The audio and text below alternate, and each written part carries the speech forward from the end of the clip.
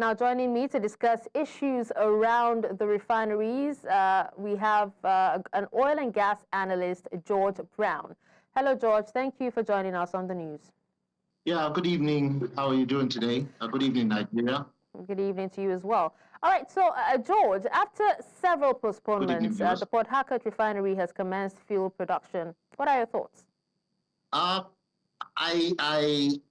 I would like to start by saying that the government is insincere, as they've been in the last 1 year, and they've been telling the country and they've been telling Nigerians that the Port Harcourt Refinery was going to start at a certain date. They will commence production at a certain date.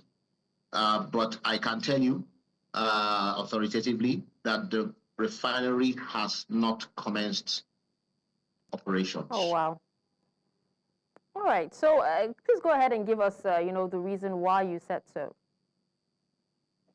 Now, the refinery is still undergoing an upgrade after the contract for the rehabilitation and modernization of the old process area was awarded by the previous administration.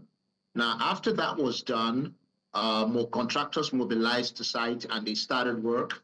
And ordinarily, the work shouldn't have exceeded the time frame that was given, because most of the components for the retooling and the changing the reconfiguration of the process area are modernized. They are modular, and it's basically plug and play.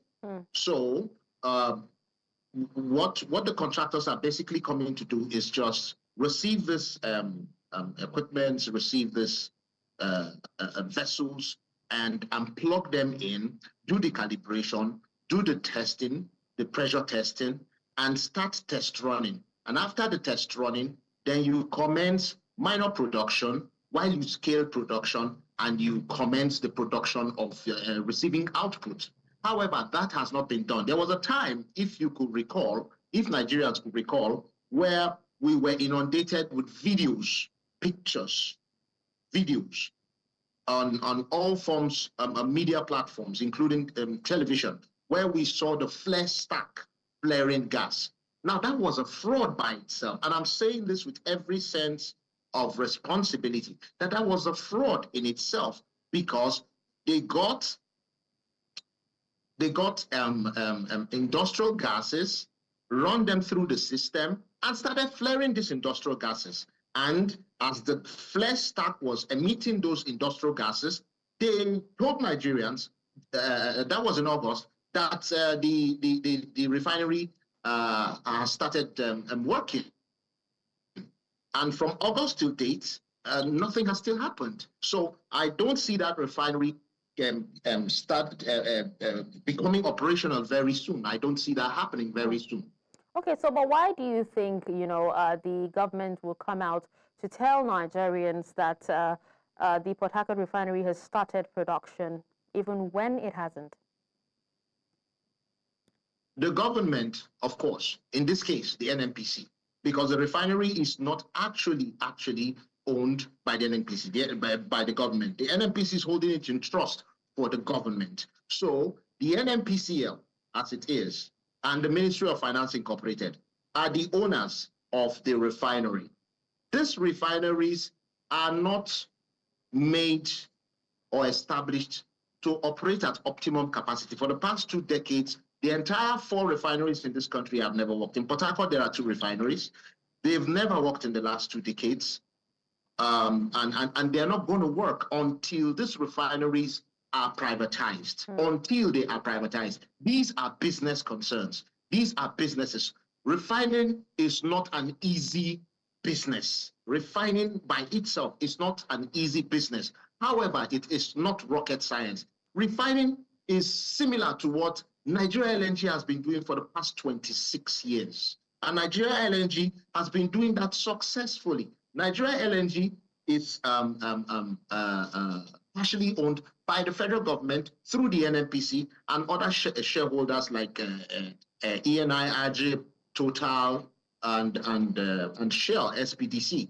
They are the other owners. Now, those other 3 multinationals are technical partners per se. and the NNPC are sovereign owners, okay? So who runs the business? Who runs the operational aspect of the business?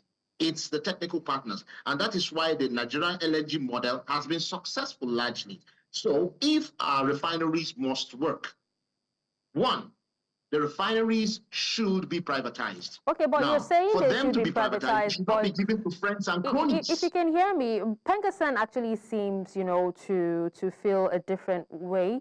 You know, they actually fault in the government's haste to privatize the public, you know, refineries, going by experiences in the past. There's no way out. The only way out is to privatize the refineries. The NNPC is no longer primed to run refineries. They are no longer primed. Who will run an enterprise that for the past 20 years, that enterprise has not produced, but the enterprise pays salaries, allowances, promotes staff, send them on trainings, send them abroad and local trainings, and even declare a so-called loss? Yet they still employ or hire fresh employees. In the last 20 years, they just commenced the process of hiring fresh staff in the beginning of this last quarter. So what kind of enterprise will operate and run itself that way? So it's not rocket science. It's straightforward business. The NNPCL should take her hands off the running of the refineries by privatizing the refineries. They should not be privatized and sold to cronies and friends. They should be privatized and thrown up for bid. Already there's an expression of interest, invitation for expression of interest has been thrown out. So they should be able to allow best practices come into play and allow only competent companies that have cognate experience in managing and running and maintaining refineries. It's only if that is done that our refineries will start working. However, there are the bottlenecks of the bureaucracy of the NNPCL, there are the bottlenecks of the NUPRC, there are the bottlenecks of the NFDPRA, and there are the bottlenecks or what we call the cabals in the oil sector. They are frustrating Dangote, was seeing it. It's the same set of people that will not want local production of petroleum products to happen in this country. Because once that happens, their businesses, their rentier collection business will stop. Okay. So the government needs to come out clean and give this as a gift to Nigerians by privatizing that refinery, giving it to the best, most competent people to run it, and a shareholding PPP basis where the NNPCL that holds the federal government share in trust will have controlling shares, maybe 49%, maybe 47%, and the rest will be distributed amongst the other shareholders that are coming in with their expertise and for the maintenance and the running of the refinery. Okay. That's how it is. All right. Well, thank you so much, George, for your time and speaking to us on this. Thank you very much. Thanks for having me.